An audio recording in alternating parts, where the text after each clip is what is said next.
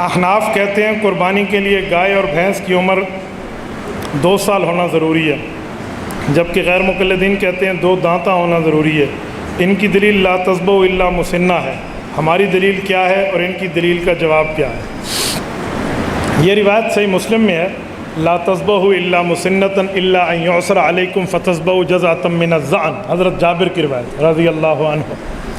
لیکن اس روایت کو غیر مقلد آدھا پڑھتا ہے، اس لیے وہ دلیل بناتا ہے۔ یہ دلیل ان کی نہیں ہے، یہ دلیل ہماری ہے۔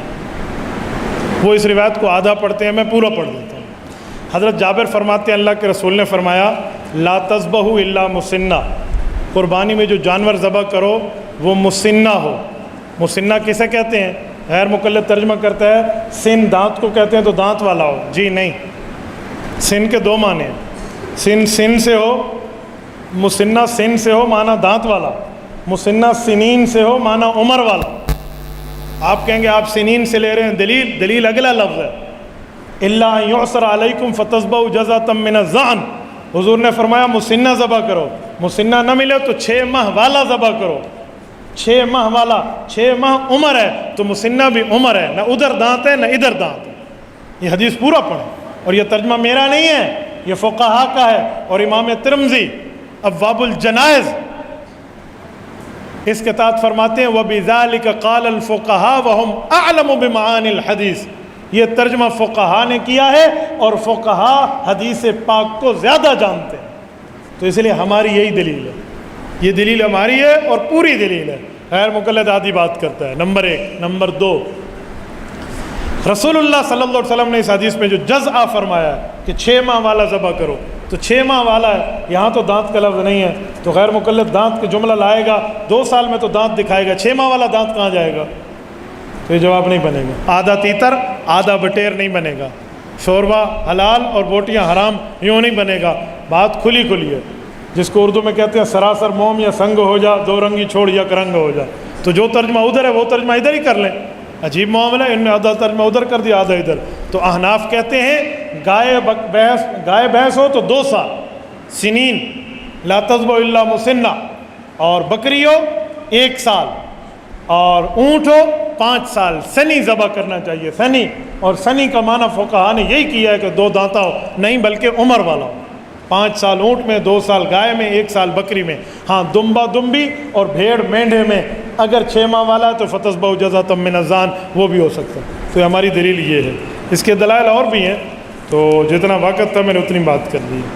دین کے طالب علم کا دوران طالب علمی لڑکا اسکول میں چلا گیا اور دین کے طالب علموں کو چھوڑ دیا، وضاحت فرمائیں۔ دوران طالب علمی آپ اسکول میں کیوں گئے ہیں؟ یا تو پہلے اسکول پڑھ کے آئیں، پھر علم دین پڑھیں، اور جب پڑھنے مکمل ہو جائے پھر آپ جائیں۔ دوران طالب علمی آپ چھوڑ کے کیوں گئے ہیں؟ اور سادے آدمی، اللہ کے رسول نے فرمایا من سلک طریقا یلتمس فیہ علما سہل اللہ لہ طرقا الی الجنہ، او قال طریقا الی الجنہ۔ اللہ کے رسول نے فرمایا لوگوں، جو آدمی علم دین کے لیے چلتے ہیں اللہ جنت کے راستے اس کے لیے آسان کر دیتے۔ تو جہاں جنت کا راستہ تیرے لیے آسان تھا تو اس کو چھوڑ کے کہیں اور جا بیٹھے، تو اس لیے آپ ذہن میں رکھو یہاں تعلیم مکمل کرو پھر جاؤ، پھر کوئی پرابلم نہیں ہے وہاں جانے کے لیے۔ وہاں پھر جاؤ گے آپ علم دین سمجھاؤ گے، ورنہ ادھر کے آپ رہے تو نہ خدا ہی ملا نہ وصال صنم، نہ ادھر کے رہے نہ ادھر کے رہے، آدھا ادھورا کام ہو جائے گا۔ کسب کمال کن کے عزیز جہاں شوی، اپنے فن میں وہ کمال حاصل کرو کہ دنیا آپ کو محبوب بنا لے۔ تو وہ تب ہے جس وقت آپ ایک فیلڈ کے اندر رہ کر اس میں کمال حاصل کریں گے۔ تو آپ کو یہاں چھوڑ کے وہاں جانا یہ متاثر ہونے والی بات ہے، اور مولوی متاثر نہیں ہونا چاہیے، مولوی مؤثر ہونا چاہیے۔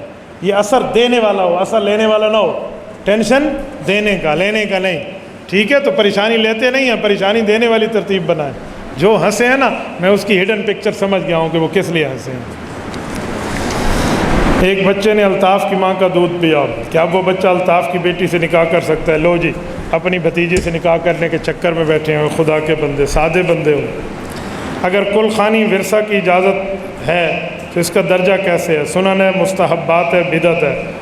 اور 9 ذو الحجہ کو غسل کرنا کیسا ہے؟ 9 ذو الحجہ کو روزہ رکھنا تو ہم نے پڑھا ہے، لیکن 9 ذو الحجہ کو غسل کرنا یہ کوئی ضروری نہیں ہے۔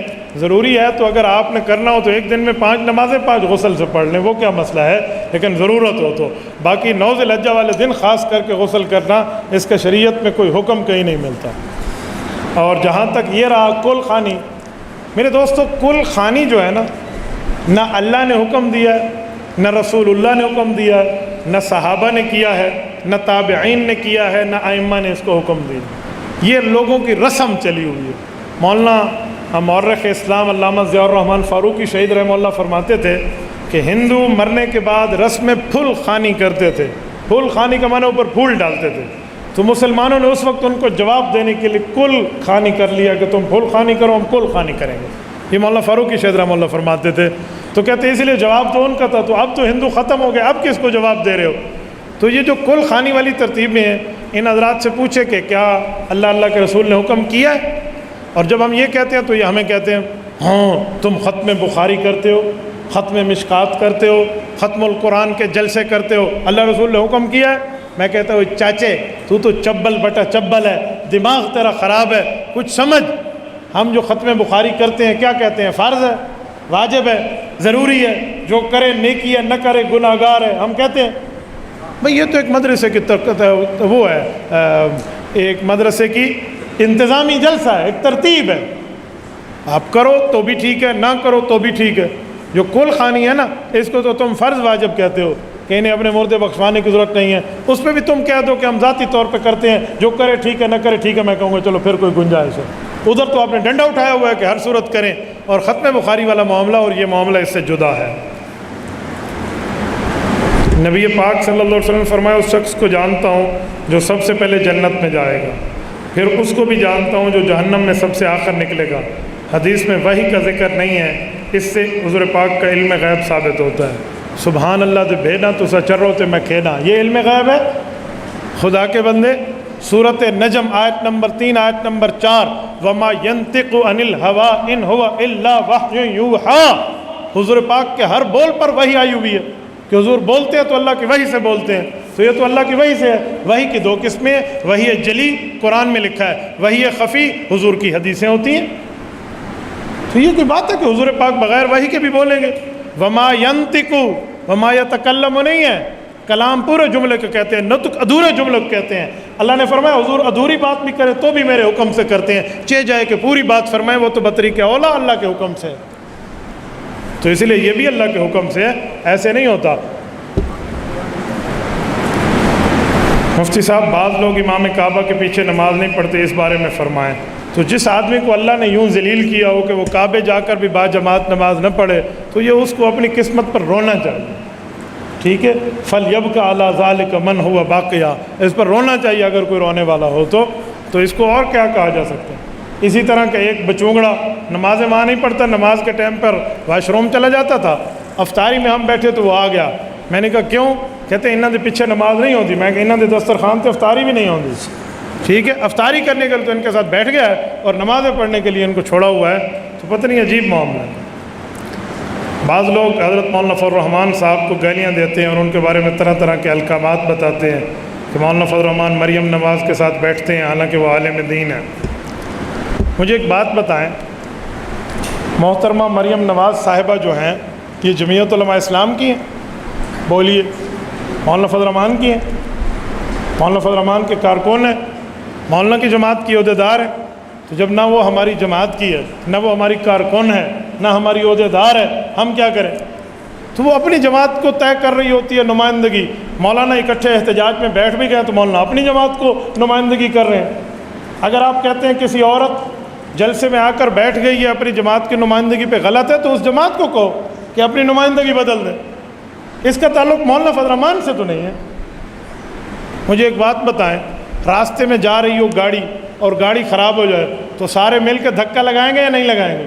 اور بندے ہوں 3 اور عورتیں ہوں 10 اور ڈرائیور کہے 15-13 آدمی دھکا لگائیں، تو ہم کیا کہیں گے؟ عورتیں نہ لگائیں، تو ہم کہیں گے بابا دھکا لاؤ۔ اب کوئی کہے گا عورت کے ساتھ مل کے دھکا لگا رہے ہیں، انہیں کہا جی بابا ہم اس مسئلے میں سواری ہیں اور اس گاڑی کو اس گھاٹی سے نکالنا ہے تو دھکا لگانا ہے، تو عورتیں لگا رہی ہیں یا مرد لگا رہا ہے؟ کسی نے میک اپ کیا ہوا ہے، کسی نے پردہ کیا ہے، کوئی بے پردہ ہے یا کوئی کپڑے والا ہے، جو بھی ہے اس گاڑی کو دھکا لگائیں گے تاکہ مشکل سے نکل جائے۔ ملک پاکستان کی معیشت کی گاڑی کو عمران خان نے ڈبو دیا ہے، اب اس معیشت کی گاڑی کو دھکا لگانا ہے، کوئی مسلم لیگ والا لگائے گا، کوئی پی ٹی آئی والا لگائے گا، کوئی پیپل پارٹی والا لگائے گا، کوئی جمعیت والا۔ اب آپ مجھے کہتے ہیں اس کو پردہ کرا اور اس کو یہ کرا، کوئی سادے بندے. آپ نادرا جاتے ہیں شناختی کارڈ بنوانے, وہاں عورتیں بیٹھی ہوتی ہیں جو آپ کی تصویریں بناتی ہیں. آپ کہتے ہیں میں شناختی کارڈ نہیں بنواتا, عورت بیٹھی ہے. آپ جہاز میں جاتے ہیں حج کے لیے, عورتیں آپ کو وہاں پر جوس پیش کر رہی ہوتی ہیں, پھر آپ کہیں میں اس جہاز میں نہیں بیٹھتا, عورتیں بیٹھی ہوتی ہیں, وہاں تو آپ کو نظر نہیں آتا. آپ کو صرف مولانا فضل الرحمان چبھتا ہے. جی ہاں, گھر کو روٹی شناختی کارڈ دکھائے بغیر نہیں ملتی, وہی فیس بک دے ہوتے مولوی صاحب تے علیحدہ بیٹھے. جس کو شناختی کارڈ کے بغیر گھر میں روٹی نہیں ملتی, مولانا پہ وہ بولتا ہے. تو بابا مولانا اپنی جماعت کے. اس دن میرے پاس کچھ آئے یہ اس طرح سیاسی یوتھی بھی دو قسم کے, کوئی مذہبی یوتھی ہے, کوئی سیاسی یوتھی ہے. وہ سیاسی یوتھی آئے, مجھے کہتے ہیں مریم نواز کے ساتھ مولوی صاحب بیٹھے, پردے کا حکم نہیں کرتا. میں نے کہا مجھے یہ بتائیں شیریں مزاری کس جماعت میں ہے؟ پی ٹی آئی میں. زرتاج گل کس جماعت میں ہے؟ پی ٹی آئی میں. میں نے کہا عائشہ گل علیہ کس جماعت میں تھی؟ جی پی ٹی آئی میں. اس طرح 3 4 5 عورتوں کو میں نے نام لیا. جی ہاں. میں نے کہا کبھی عمران خان کو کہا ہے کہ تو پردہ کر؟ کہتے نہیں. میں نے کہا کیوں, عمران خان مرد نہیں ہے, ہجڑا ہے, اس پر پردے کے احکام لاگو نہیں ہوتے؟ پردہ آپ کو صرف مولانا فضل الرحمان کے لیے نظر آتا ہے؟ عجیب انسانیت ہے. کبھی اس سے مطالبہ کیا آپ نے؟ ساری دنیا میں کہہ رہی ہے بھائی حیا کرو. سبھی ہی مجھ سے کہتے ہیں کہ رکھنی چاہیے نگاہ اپنی, کوئی ان سے نہیں کہتا نہ نکلو یوں آیا ہو کر. ان کی لتی چڑی کا کوئی اعتبار نہیں ہے. سارے علماء کو کہتے ہیں بھئی یار مولوی صاحب یہ کرے تو پھر بتائے نا. اور مولانا اپنی جماعت کو لے کر چل رہے ہیں. کوئی اور عورت آتی ہے کسی اور جماعت کی, آ کر بیٹھتی ہے تو کیا دارالعلوم دیوبند کے جلسے میں اندرا گاندھی نہیں آئی تھی؟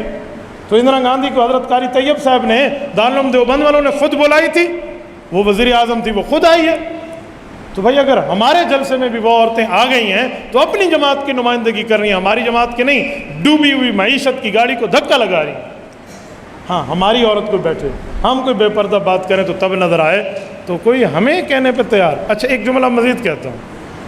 تو آپ کو اتنا پتہ چلتا ہے کہ مولانا فضل الرحمان عالم ہے, تو آپ کو نہیں پتہ کہ عالم اپنے علم پہ عمل کرتا ہے, اس کے پاس بھی کوئی دلیل ہوگی. تو تمہیں کس نے کہا اعتراض کرنا شروع کر دو؟ جب مولوی بھی مانتے ہو, مولویوں کا قائد بھی مانتے ہو, تو ان کے پاس بھی تو کوئی دلیل ہوگی. تو ان سے جا کر پوچھ لیں, آپ کو بتا دیں گے. نہیں, ان کے خلاف بک بک کرتے ہیں, ان کے خلاف بولتے رہتے ہیں, لیکن ان سے پوچھنے کی زحمت نہیں کرتے.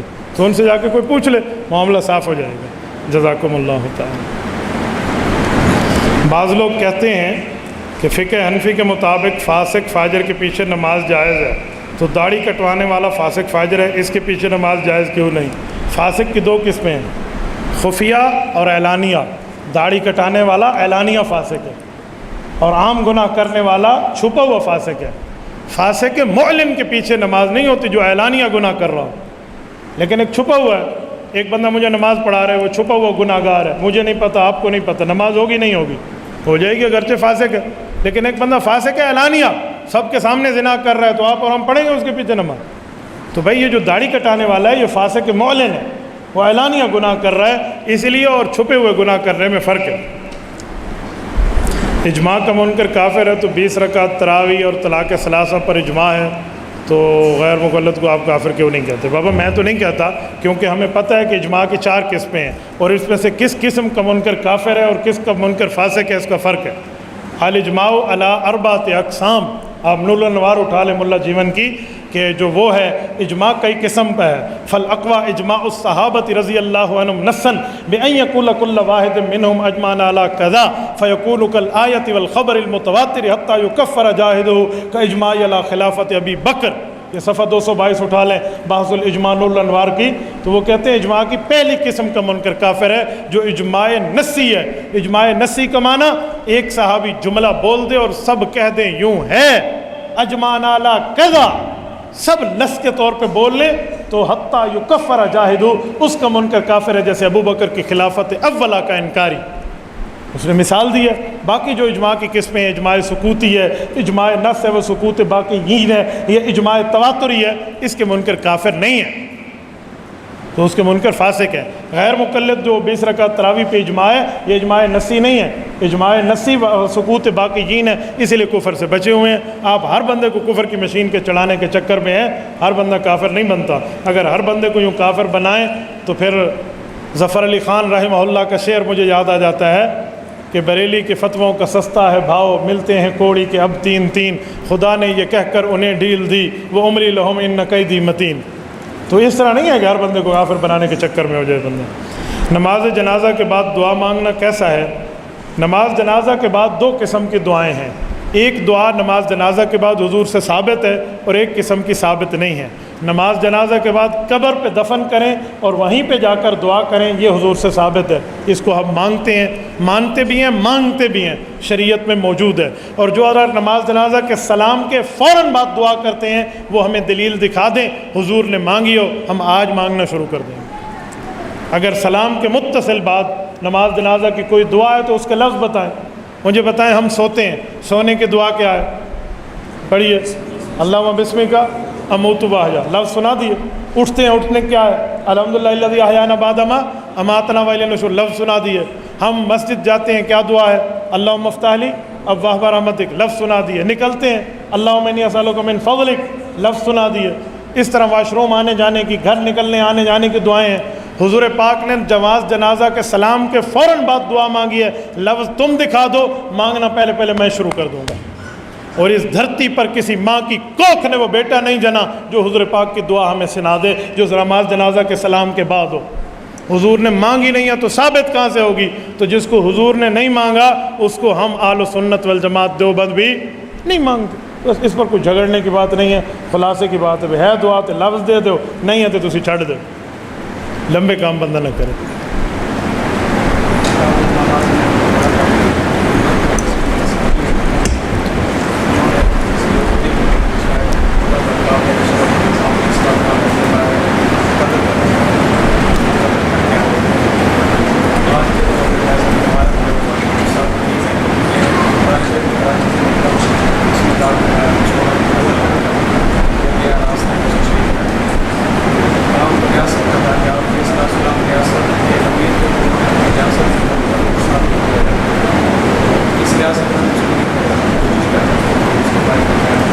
آپ نے سوال کا جواب دے دیا کہ حضور پاک علیہ السلام بطور ریاست بیٹھے تھے تو حضور نے اجازت دے دی. اب ریاست نے نہیں دی تو ریاست گناہ گار ہوگی، آپ کی اور میری ذمہ داری تو نہیں. سوال کا جواب تو ہو گیا. حضور خود ریاست تھے، حضور نے اس کو جائز قرار دیا تو ہو گیا. جب آپ علیہ الصلوۃ والسلام بیٹھے تھے تو حضور نے فرما دی. ہماری ریاست نے نہیں کیا تو یہ گناہ گار ہے. اس کا گناہ آپ کے اور میرے سر نہیں آئے گا. وہ اپنی نیت پر ہوگا. اس کی نیت ٹھیک تھی تو شہید ہے، اور نیت ٹھیک نہیں ہے تو اپنی نیت پر، اپنی نیت پر. جس کی جیسے انما الاعمال بالنیات سے اس کو لے لیں. ٹھیک ہے. امتحان میں کامیابی کا وظیفہ جو میں پڑھتا تھا میں بتا دیتا ہوں. جب آپ کے سامنے سوالیہ پرچہ آئے، توجہ سنیں، بڑی کام کی بات ہے. سوالیہ پرچہ آئے آپ کے سامنے تو سوالیہ پرچہ آپ اپنے سامنے رکھیں اور ایک مرتبہ پڑھیں کاف ہا یا عین صاد، صاد عین یا ہا کاف، بند کر کے یوں کھول لیں تو آپ کا ذہن کھل جائے گا. انا للہ و انا الیہ راجعون پڑھیں اور ایک دفعہ سورۃ والضحیٰ پڑھیں. پھر اس کے بعد آپ پرچے کو دیکھیں، انشاءاللہ تعالی معاملہ ٹھیک ہو جائے گا.